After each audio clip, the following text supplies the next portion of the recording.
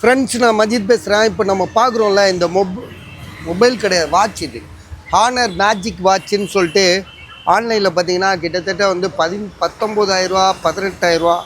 சில வெப்சைட்டில் வந்து பார்த்திங்கன்னா உங்களுக்கு வெறும் 11,000 போட்டிருக்கான்.